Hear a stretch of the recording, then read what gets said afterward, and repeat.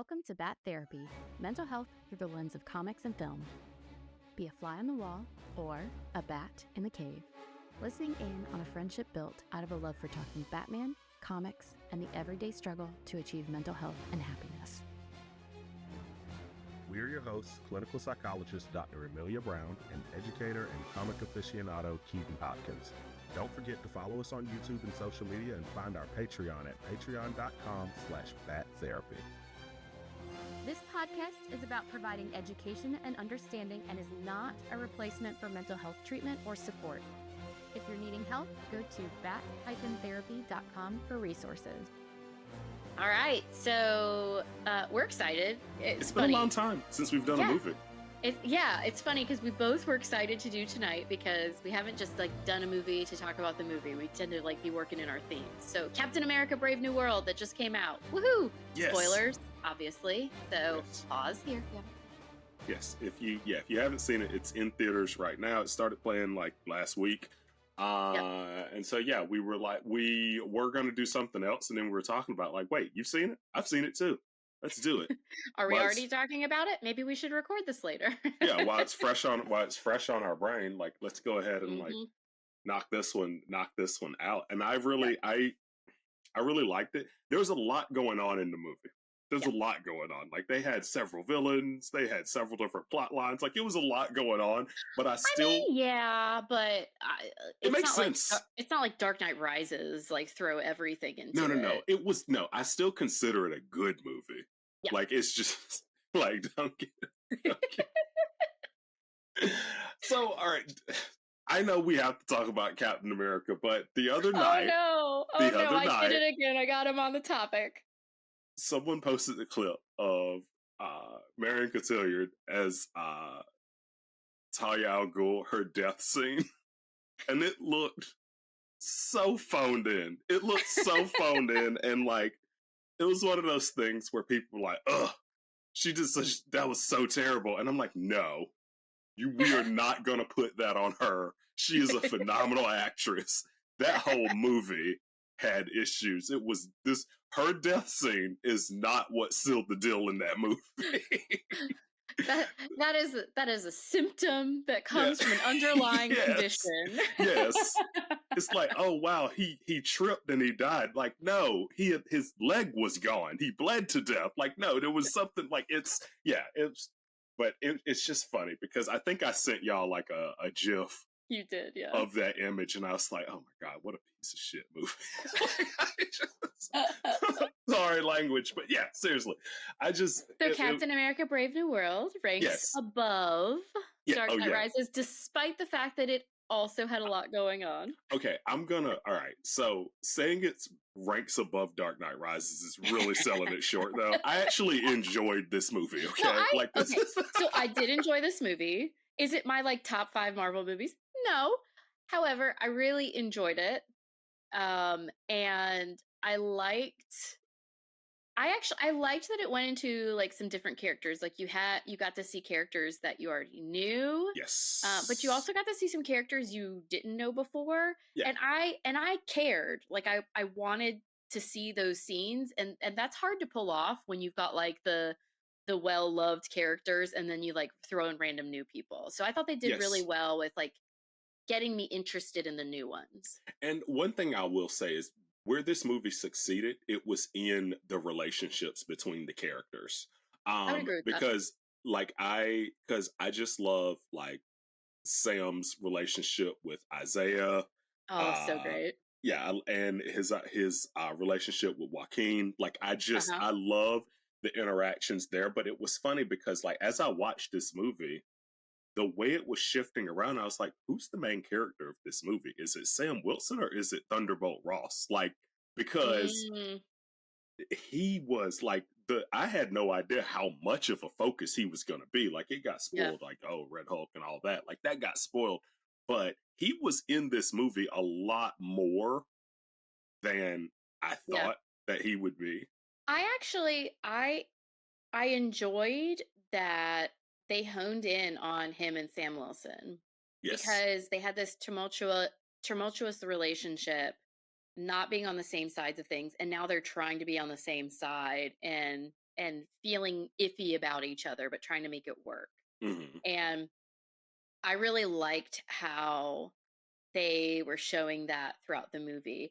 I agree with you that it did kind of move around a bit where, I guess other main characters in other movies might get like more complete, like they're the clear focus of the storyline, where I feel like they try to give you tidbits of a lot of different people. And particular, you're right, like President Ross, they really honed in on. Yeah, and that's the thing. So I love just like this movie made people face their past and get over some serious, because on some serious stuff here, because on one hand it's like Sam Wilson still feeling the sheer like power of what it is to be Captain America. He's right? Still a like non-superpowered person being Captain America after the quote unquote perfect version, although the quote unquote perfect version caused civil war. So and we'll talk about that at some point again. Yeah, and a black man. We cannot forget he is an African American in this country, right? Yeah, he might be a little bit black, and that might cause a little bit of friction sometimes, unfortunately. Oh yeah, that was rough. And I like how that wasn't the main focus for this. Mm-mm. And at the same time, it came up because here I am white-splaining, I guess. Go ahead, tell me. I'm just kidding. Yeah. Let me white-splain to you, Keith. Oh no. I was about to say how I feel like that's more realistic in some ways, where it makes sense with the TV show when they were talking about Falcon and Winter Soldier. He's just coming into it, and there's a lot going on, and Isaiah Bradley's coming up, and that makes sense. It was more of that. But he's also just a guy trying to do his life. Yeah. And so I like how it was him, but then of course that stuff it doesn't just disappear. And so there are these little pieces where it hits on just the intense pressure that he's under. Well, because so many times when we've seen him up until Falcon Winter Soldier, and even in Falcon Winter Soldier, it was like a 50-50 thing. But in this is the first time where you're seeing, and it's he is the one that is the point guy that is making the decisions. It's on him. Normally it's okay, how can we're button heads here and we're doing this together, or I'm helping out Cap or whatever it is. But this time it's okay, this is him at the front of the world, butting heads with the president. Yep. And solving things. And I do love, it was weird, how many different villains was in this movie, but it's very realistic. He's Captain America. He's dealing with America's villains, right? And so, true. Yeah. And so it was one of those things where I did like that they did that, but I also really loved that he had a support system, because he had Joaquin, he had Isaiah Bradley that was training him. Who was also, I really liked, they were still highlighting the generational stuff in some ways. Yes. Because you had Isaiah Bradley, and then you had Sam Wilson, and then Sam Wilson introduces him to Joaquin, who he's essentially is coming into the next Falcon, essentially. So that was really cool to see these different generations of essentially trying to be heroes. Look, in a predominantly white world before then, I don't know if you've read what's it called? I think it's called an alternate history for DC, and it hits from different characters who aren't the white straight male whatever. Right. And so historically, I mean, Isaiah Bradley's experience is way different than Sam's, who's way different than Joaquin's, and it's not like they're not all dealing with the same stuff, but it's interesting seeing the generational differences. Yeah, for sure. And I do love that you also have Isaiah Bradley on Sam's shoulder, hey, just watch out, cannot trust the government. And at the same time, Sam is just look, I get what you're saying, but we have to unite somehow. It cannot always be just us against them, and like it just that's not gonna fix anything. And so I really did appreciate that Isaiah Bradley even took a step forward and was like, all right, fine, I'll come to the White House with you. Like, talk Although about. I got mad.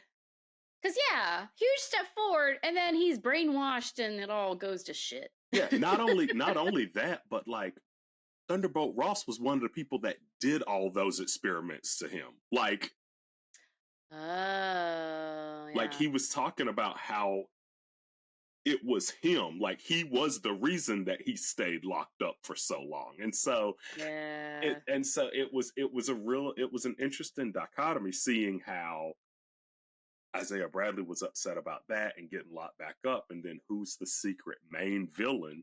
Of course, someone from Thunderbolt Ross's past who he had locked up. And so that's why I was like, who's the main character of this movie? Because and who's the main villain? Who's the main villain, right? Yeah. It's like, if only this could have been prevented, Thunderbolt Ross. Like, how could this have happened? You know, it's I mean, like, he changes, and yet there are these pieces of him that he still struggles with, and obviously there's something really wrong with locking someone up and just using them for your own devices like he did. Maybe it's nice to know he doesn't just do it to Black people. I don't know. It's still pretty darn terrible, though. That's good. Green people get it, too. Green people get it, too. Yeah. That is true. I guess he's technically green. So, yeah, it's definitely... I found myself in an interesting way. Like, I don't think it was unrealistic, but I found myself questioning, so how much did he change? Because he seemed to really change and also really not change all at the same time. Yeah. And it was so intriguingly complicated that it did feel very realistic. Because that's how humans are, right? We like to say, ooh, I changed. And then all of a sudden you're different. And everything's always different from there. And you never go back. And that's not really how it's not real. That's not how it really goes. It's not how it works. And so in a lot of ways, I think it was just enough confusing, but also just enough clear. I don't know, like he had clearly changed and clearly not changed, but I think they managed to do it in a way that makes sense and isn't, I don't know, like I was intrigued by it, but I don't think I was confused by it. It like made sense to me. Like, yeah, in some ways he was so desperate to change that he fell into his own bad habits again. And unfortunately that's so very it was just so very realistic. Yeah. But also, like, there's a couple things I didn't think was realistic. I'm like, who's not checking the president's pills? Like, who's not? Y'all aren't checking this? Like, he's just walking around popping these things like Tic Tacs and nobody's like, hey. Well, and also, I will say that, like, Ruth Bat-Saraf, who is a killer character. Oh my God, love her. She's awesome. Loved her character.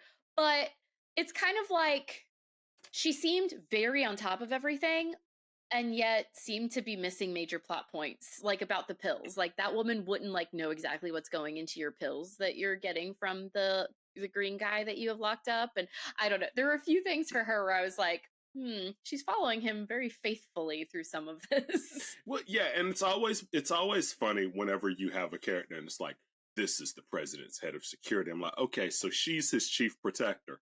And then we never see her with him again.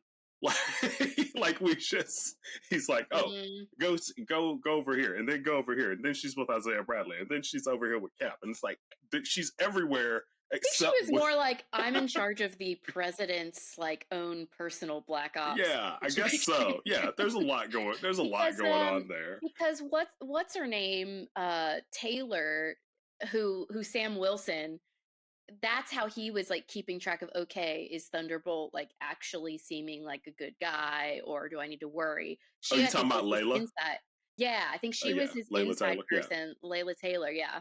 And it seemed like she might be more of like his like hands-on day-to-day security. Yeah, that's true. Versus Ruth Bat-Saraf was doing she's a Black Widow. Yeah, Yeah. she's Black Widow trained, Yeah. and I think she was doing things that fit that role. Yeah. Definitely. So Definitely. yeah. Yeah, she was awesome. I definitely hope we get a chance to see Oh yeah, I love her character. more of her. But yeah, you did but going back to Sam, I did love like how, like you said, they have those different generations, because Joaquin is just super excited, can't wait to jump it I know, right it's into so the cute. deep end. And on the other side of that, you have Carl Lumbly, you have Isaiah Bradley. He's just like, you don't want none of this. And then Yeah. and Sam's I just love like, slow down, we'll get there. One thing, one day at a time. Like, yeah. well, and it so like I think about I'm a woman who as I introduce, hi everyone, I'm a woman. But like I've always been able to vote. I've always been able to have my own credit card without my husband signing off. I've always been able, there are certain things that I've had that like my grandmother didn't start off with, and then Right. things that my mom didn't start off with. Like my mom couldn't go to Harvard because it wasn't for girls back then.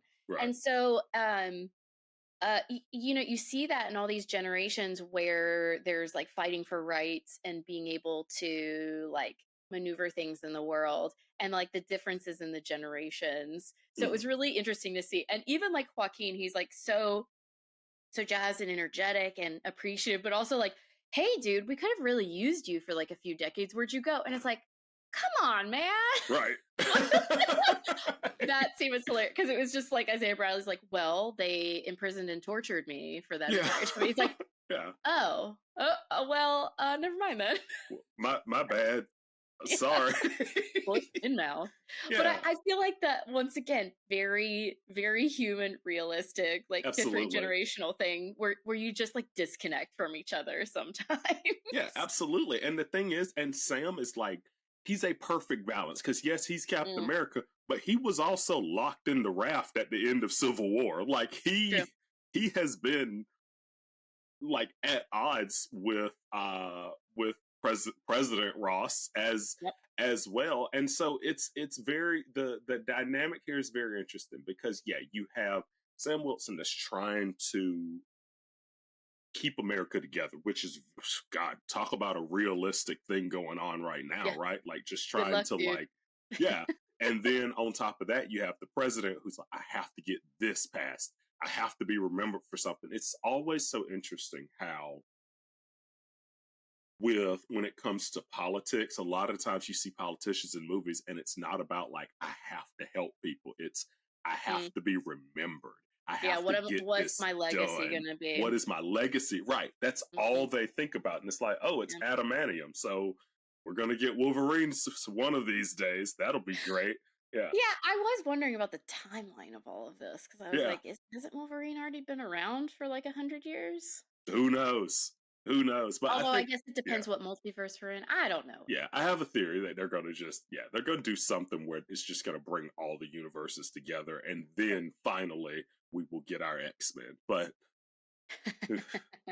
they did start trying to pull things together, because they had the adamantium, and then they had the thingy in the Indian Ocean, the whatchamacallit, the celestial being. I think it was called. I always forget. Yeah. So they were trying to pull things together. Okay, here's one thing that really intrigued me and I was annoyed to not find out more about, is Bucky just like randomly comes in and you find out he's about to be a congressman or something. Yeah. And then he disappears again. I'm like, I want to know more about what's going on over there. That sounds so interesting. How did he get into that? What is he doing? What is he trying to pass through Congress? Like, I have so many questions. Yeah, it is funny, because is it actually allowed for like? Well, I guess it'd be ageism to say, like, sure, like he was the Winter Soldier. That's what's wild. I'm interested in this because he is definitely in the Thunderbolts trailer as the Winter Soldier. So I'm like, does he not win that election, or does he get impeached? Like, win? Yeah, that's what I'm saying. I need to know. What happens there, because you're right though. It'll probably come up there. Yeah, so many questions. I'm like, what platform did he run on? Do people know that he like went around and was like brainwashed and like killed people? So many questions. And also like, so I guess he hasn't been imprisoned, or like he definitely Shouldn't killed he be the a felon? Starks. Like, Yeah, isn't he he a still felon? killed the Has he Starks. not Like, legally been found to? So many questions. How did he get into the like who? He doesn't even seem like the type to do politics. So like, how did that right. conversation go? And who convinced him Yeah. to do it? So many questions. I'm like, he's changed a lot. Like, oh no. Like, this I is. want to know. He needs a show to break down how he went full House of Cards between. Like, you know what they need to do? Like show us some more of his therapy sessions, right? Yeah, there we go. I think that's where the meat is. There we go. That's how you become a politician. You go to therapy. Yeah, they'll teach you to suppress those emotions. Oh. That's not true. What I just said is not true. Opposite. That is, yep. I cannot express that disclaimer enough. What I just said is in no way true. I literally today apologized to someone I'm working with because I was like, yeah, I think you know that the reason that I'm doing this thing is because it's pulling emotions out of you. Yep. Like I'm doing this on purpose, but I want to make sure we both are okay with that. Yep. Just yanking them out like Spider-Man's web, just like, zzz, yep. Like there it is. There it is. Yep. But it's really sad because it's funny because this movie came out like during Black History Month, and it's one of those things where you see Isaiah Bradley like basically having to reface his biggest fears. I was so mad he had to go to jail again. Right. He had to get locked. He got locked up again. And like he's solitary too. Yeah, and it was just absolutely brutal for him. And he was actually in a place where he's like, I give up. He actually told Sam, don't come back here. It's over for me. I can't believe this happened to me again. It was very, very heartbreaking because it wasn't one of those things where he had like a bad dream about his past trauma. He literally had to just relive it, right? He right back in it again. And it's one of those things where it's like, it's such a painful thing, but it's something that definitely happens to people, like having to reface past traumas. Like when you, like, for example, if someone gets in a car accident, right?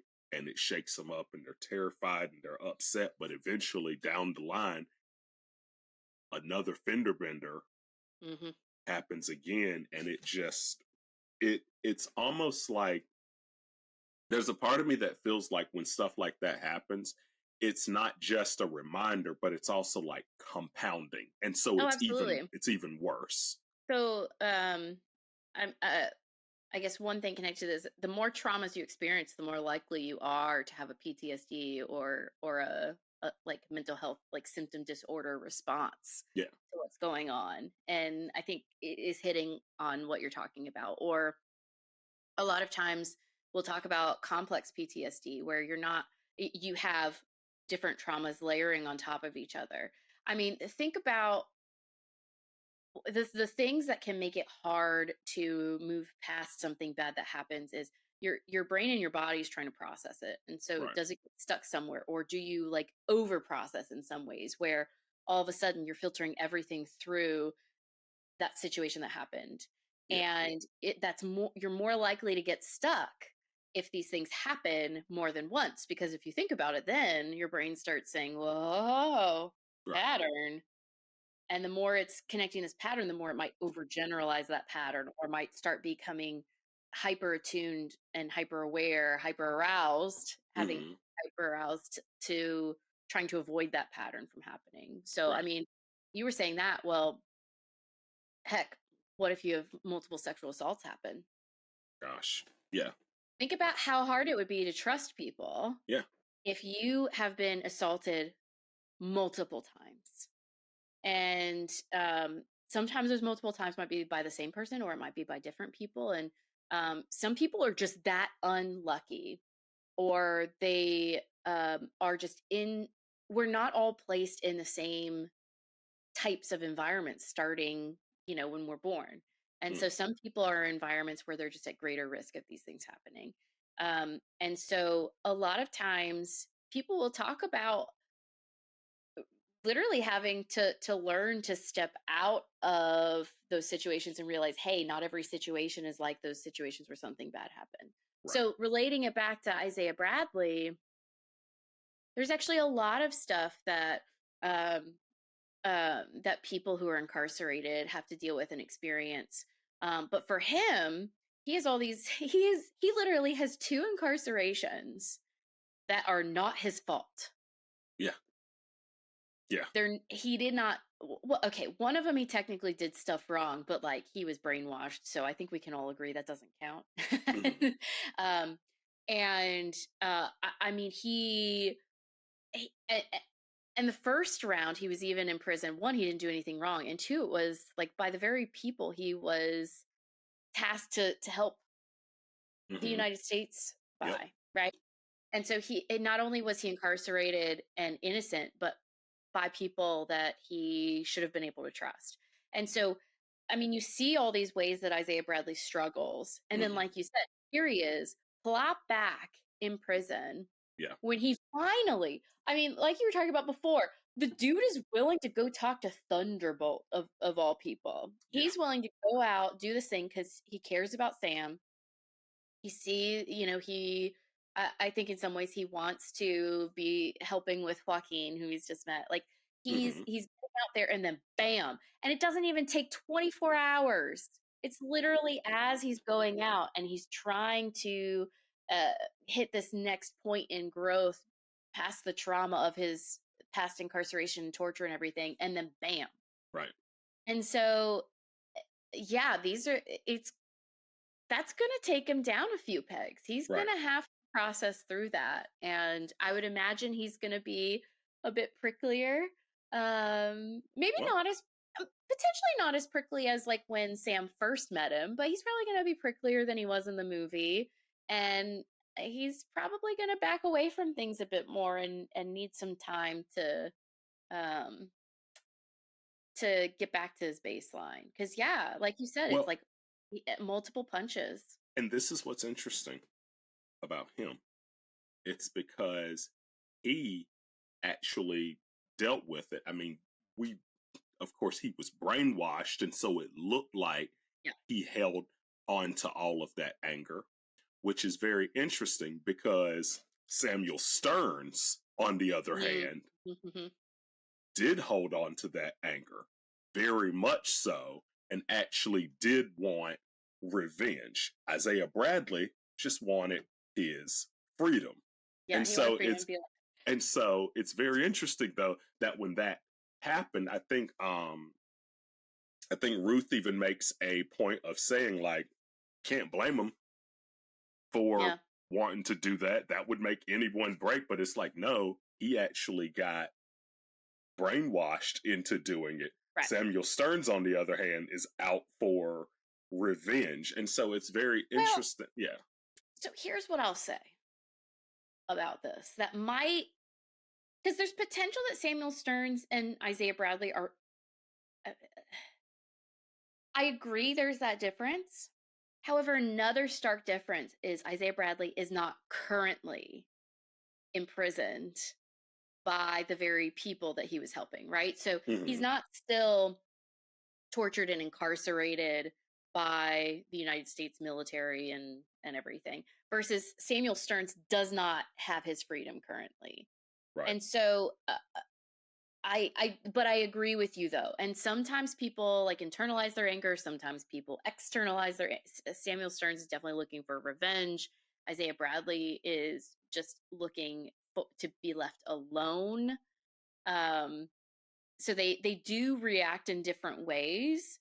And also though, we do have to keep in mind that like Samuel Stearns hasn't had the ability to be free and find his way. I think I agree with you. I think he still would go for revenge.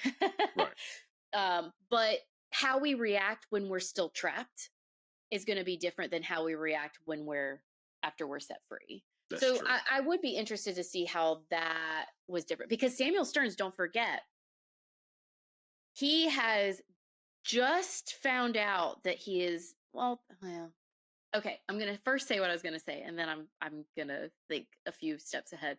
So he did all these things so that Thunderbolt would set him free. And so he has seen, okay, you're not setting me free like you promised. And so the anger and reactions to that is what's happening. But he's also can think in percentages. So did he maybe know that he wasn't going to get set free, and so he decided that he was just going to do all this to like maximize revenge? So who knows? Maybe he's just a big old revengey boy, no matter what. Yeah, and the thing is, he wants revenge on, in some ways, a completely different person, because Thaddeus Ross, and one thing that he makes a point of saying in the movie is like, look, I am the president now. I have to be for everyone. My agenda that I had before can't be the same. And I'm like, okay. That's a bunch of bull. I'm sorry. All of a sudden you become president and you realize, oh my, now I'm supposed to be helping everyone. I can't let you go. And he didn't know that before. Nah.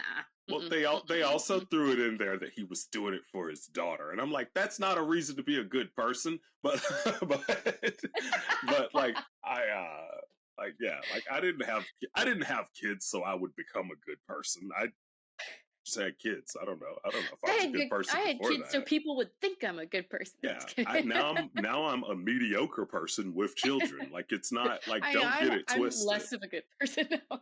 Right. So yeah, exactly. Because you're tired. Exactly. So here's the thing: is that President Ross is not a perfect human being, and he's wanting these great things, but he also seems to just not be able to help himself. Yeah. And so by the end of the movie, he does seem to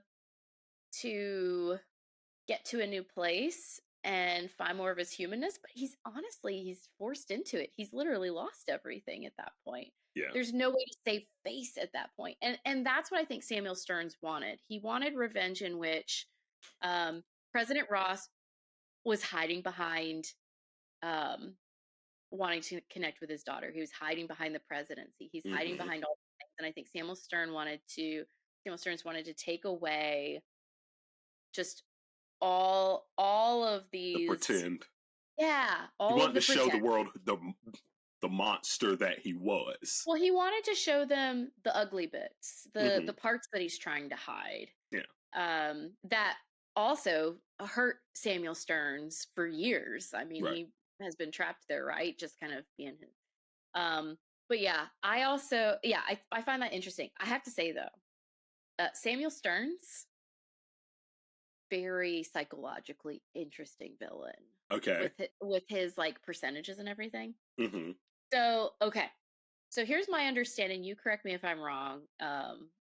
So my understanding with him is, okay, he had the gamma radiation stuff happen, and he now somehow he can take in a bunch of information and he can guess accurately the probability of different things happening based on like how you approach it, right? So like he basically has superhuman intelligence. That's what he yeah. And so he's focusing in on like, here's the probability that X will happen or that Y will happen. And so like being able to like essentially not really tell the future, but be able to accurately predict how likely certain events are to happen if you act in one way versus another, right? Yes. So I find this really interesting for a few different reasons. So like one is like this is actually something that we use to help people. Is our brains will focus on the possibilities, and that's a lot of times anxiety and fear and things like that will focus on the possibility of something happening. And so we'll actually try and help people be able to step back from that by looking at the probability that something will happen, because just because something's possible doesn't mean it's probable. Right. And so in some ways he could be like a psychologically healthy person. But on the other hand, he could also just be so caught up in all the probabilities that I gotta be real with you. I'm kind of shocked that the guy can like brush his own teeth, let alone be able to function. Can you imagine constantly being aware of the different probabilities of something if you acted one way or another? And so I didn't think about that. Oh gosh, like, that sounds think about how frozen you could become. So one, you could become frozen because like everything has probabilities. And so how do you just filter that out? Like the brain isn't meant to hold on to all that information all at once. And so how do you filter it out? And then also like uh, probability doesn't mean, even if something's 99% probable, sometimes that 1% will happen. And how much does that completely throw you off if the probabilities are, it's not that probable and yet it happens? And then, well, how Right. probable is it that the improbable right, like it could just all pile up on top of each other and you're frozen and you literally can't move Yeah. because you're so weighed down by all the probabilities. So I find his superpower very intriguing. Well, it's interesting too, though, because I feel like with a superpower like that, I think the power lies in, hey, what's the goal that I want? Yeah, Here's you'd the have to be best focused. option to reach it. Right. Like if you had tunnel vision, you could really pull off some wild stuff versus like, oh, what's the probability I'll slip if I go use the bathroom? Like, it's like, Yep. no, if he's locked in on what is the probability that I can make this happen at this exact time while this person's doing this, Yep. like, I think it's one of those, Yep. it's like backwards design thinking where Yep. it's like, all right, what do Yeah. I want the goal to be? Yep. And then how do I work backwards to make sure it happens? Yep. He also potentially could have a very so on the one hand, he could have a very addictive personality, and on the other hand, a not a very addictive personality, because he would know the probabilities of becoming addicted and what outcomes that could lead to.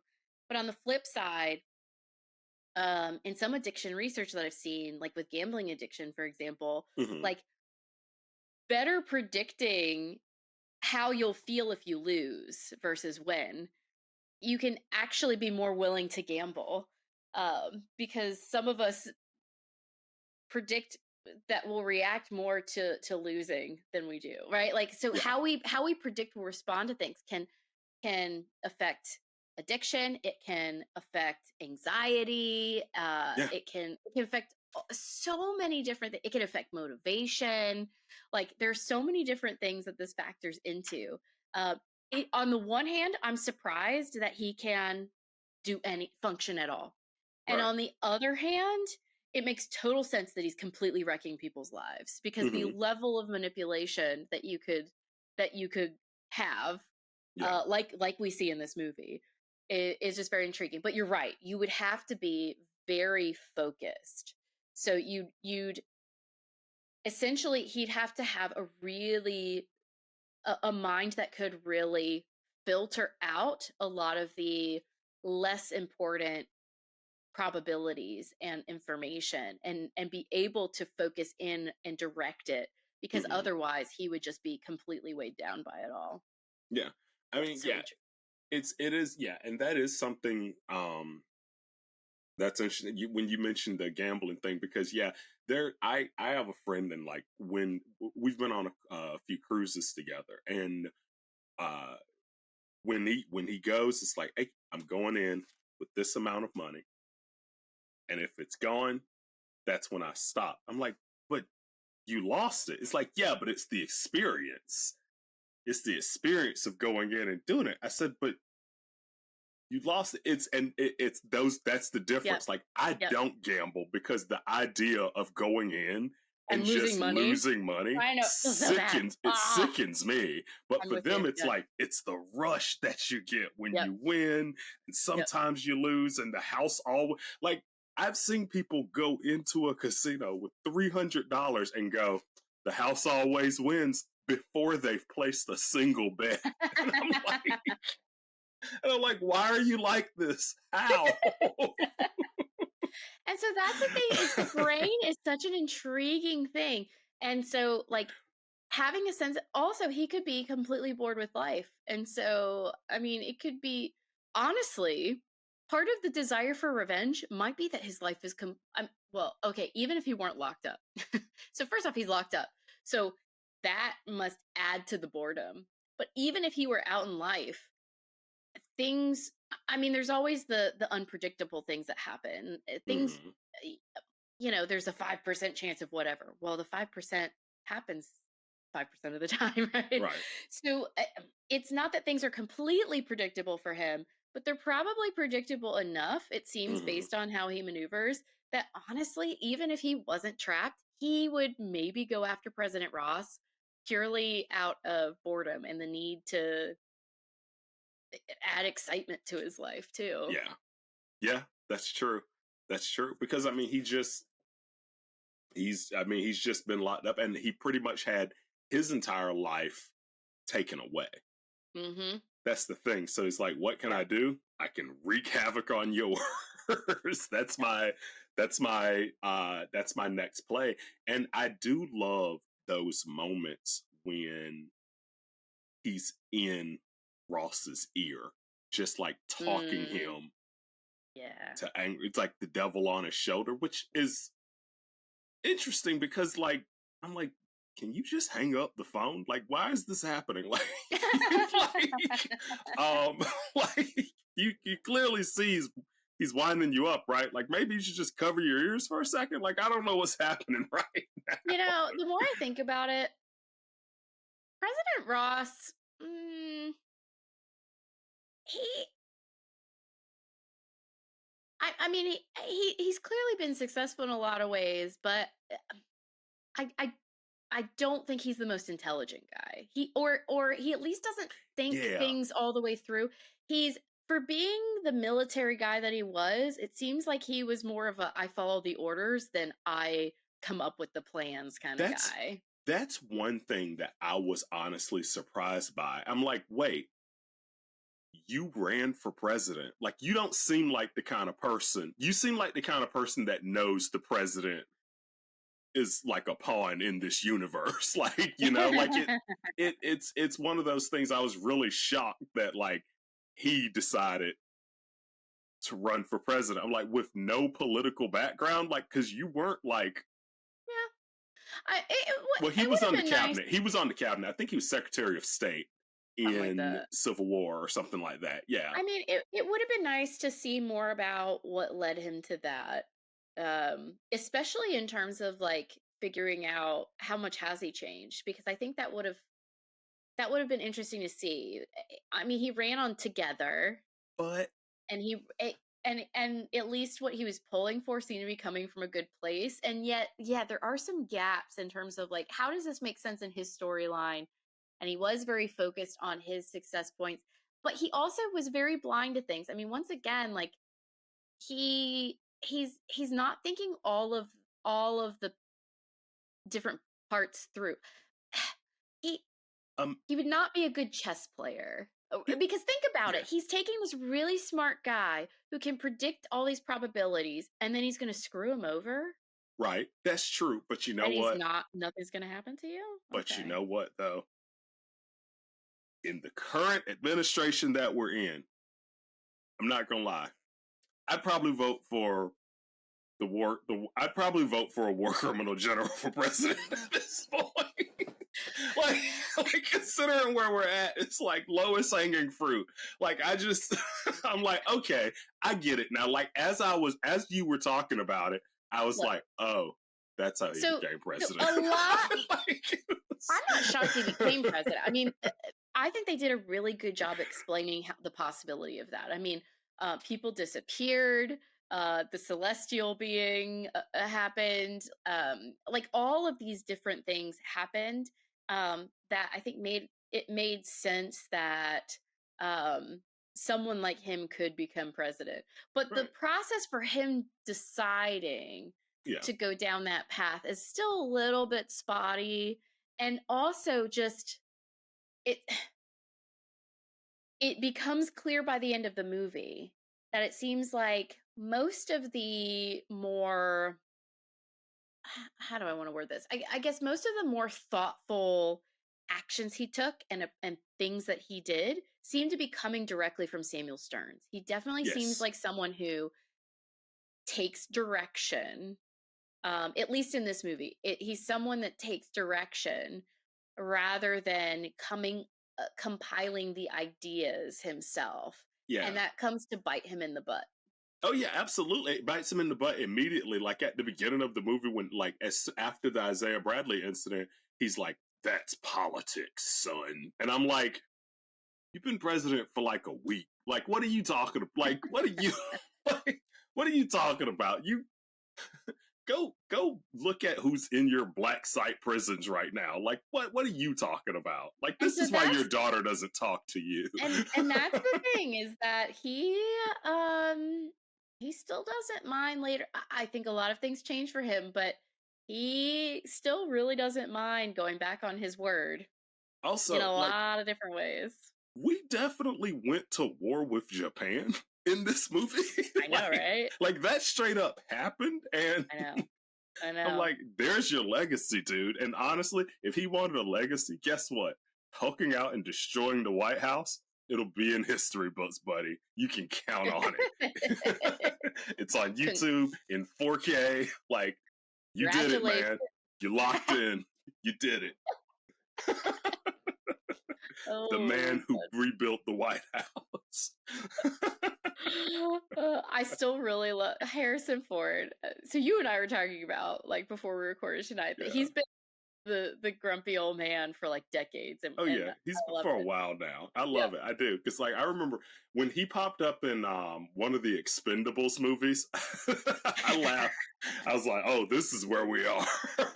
He's fully embraced the old side. Like I do love it, because like I was really, when they made the last Indiana Jones movie, I was like, really?